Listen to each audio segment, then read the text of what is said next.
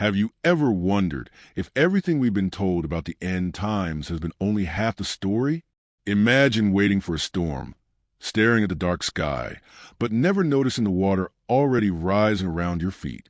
That's how many of us are living right now. They always said the rapture would come like a thief in the night.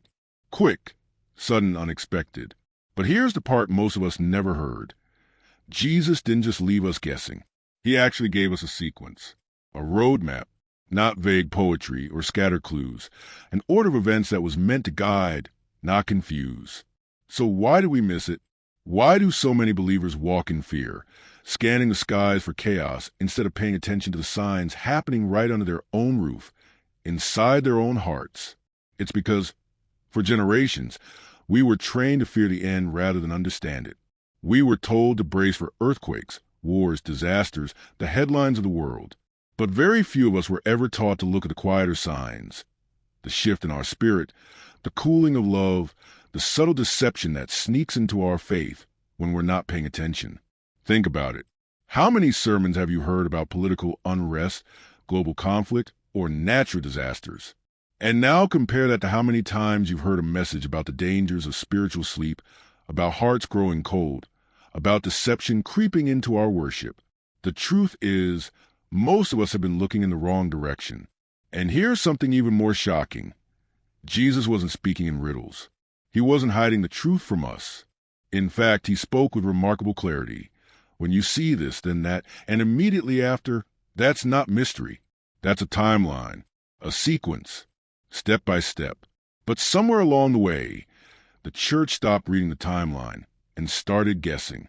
And guessing, my friend, is dangerous. Because if you misread the signs, you'll prepare for the wrong thing.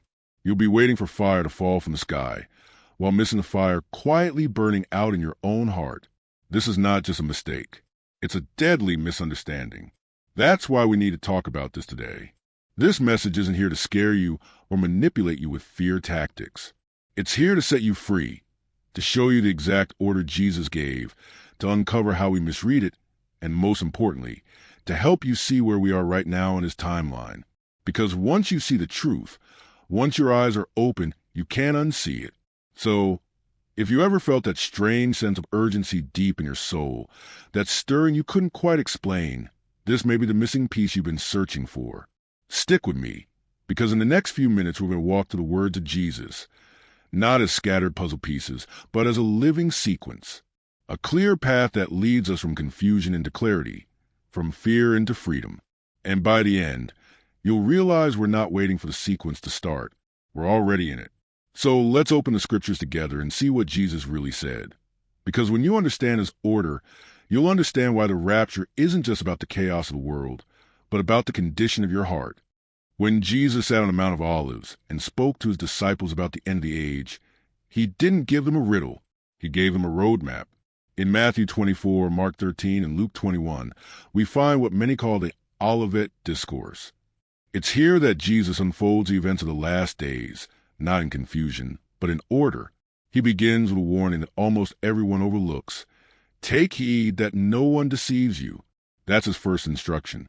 Not watch for earthquakes, not count the wars, but guard your heart against deception.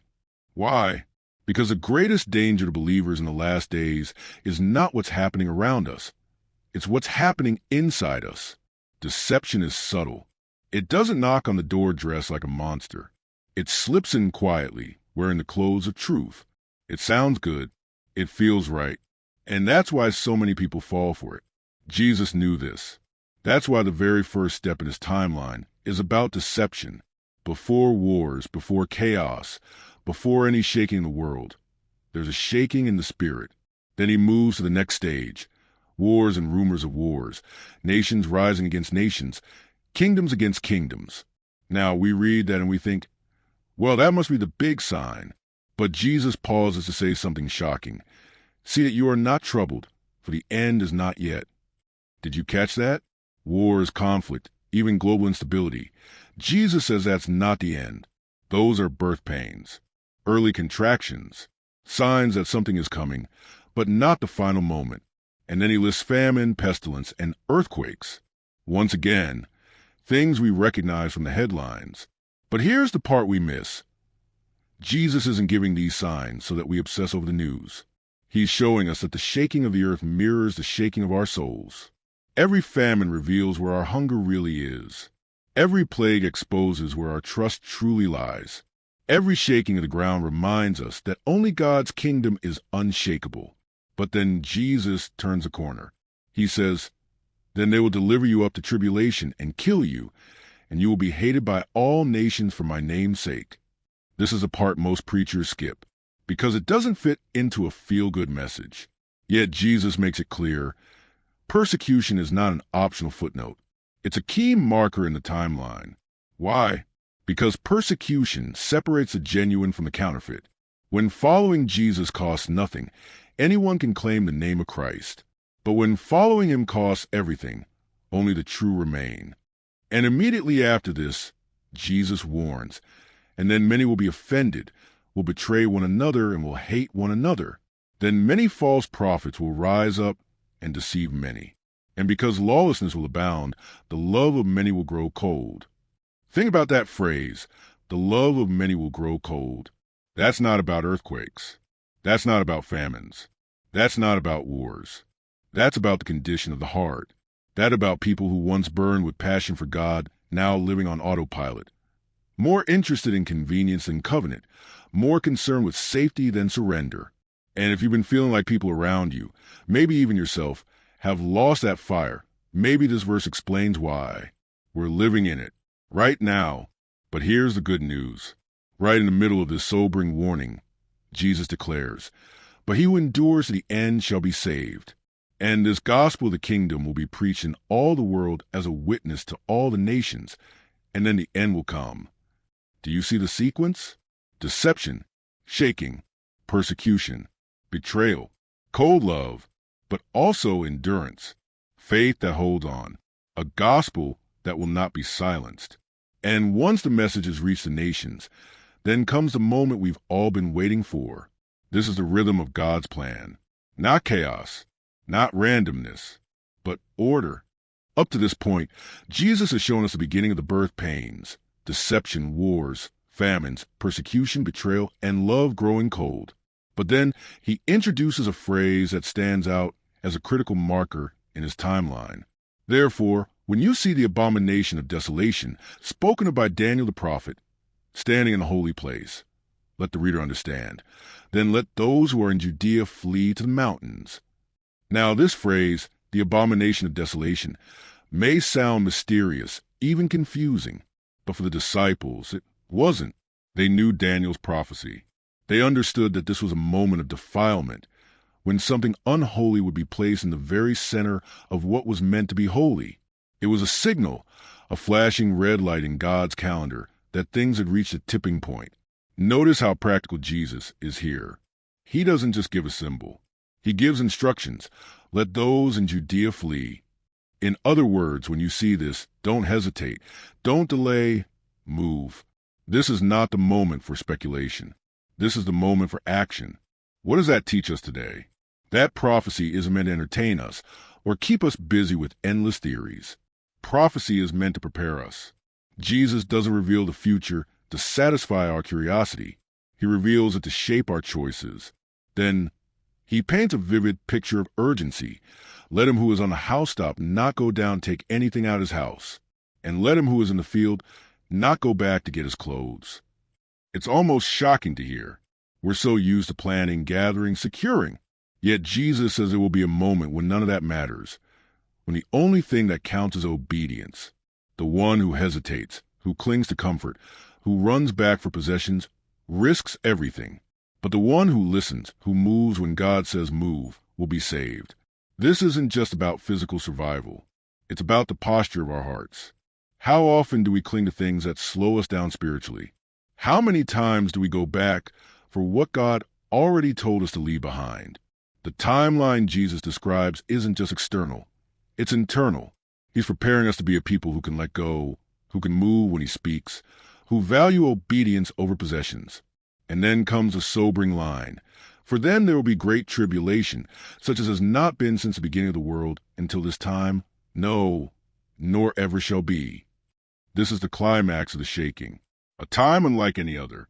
And yet, even here, Jesus doesn't leave us without hope. He adds, "And unless those days were shortened, no flesh will be saved. But for the elect's sake, those days will be shortened." Do you hear the heart of God in that? Even in the darkest hour, his eyes are on his people. Even when the world seems to spiral beyond repair, he sets boundaries. He says, "This far and no farther." That means you are not forgotten. That means the timeline is not out of control. That means even in tribulation, there is mercy. But then comes another warning. Jesus says that if anyone says to you, "Look, here's a Christ," or "There," do not believe it. For false Christs and false prophets will rise and show great signs and wonders to deceive, if possible, even the elect. Pause here. This is not about obvious lies. It's about signs and wonders. Things so convincing that even the faithful could be fooled. And that's why Jesus repeats the same warning he began with, "See, I have told you beforehand." In other words, don't be caught off guard. Don't chase the spectacular at the expense of the simple truth. Don't run after every new voice or every shining wonder. Anchor yourself in what is already said. And then, with breathtaking clarity, he says, "Immediately after the tribulation of those days, the sun will be darkened, the moon will not give its light, the stars will fall from heaven, and the powers of the heavens will be shaken. Then the sign of the Son of Man will appear in heaven, and then all the tribes of the earth will mourn, and they will see the Son of Man coming on the clouds of heaven with power and great glory." This is the moment everything has been leading to, the return of Jesus. Not hidden, not secret, not a whisper, but with power and great glory. Do you see the order? First deception, then tribulation, then signs in the heavens, and only then the coming of the Son of Man. This matters because it clears away the fog of confusion. It means we don't have to live in fear of missing him. When he comes, you will know, the whole earth will know. There will be no second guessing, no maybe. The skies themselves will testify. And here's the beautiful part. Jesus says he will send his angels with a great sound of a trumpet, and they will gather his elect from the four winds, from one end of heaven to the other. That's the promise. That's the hope.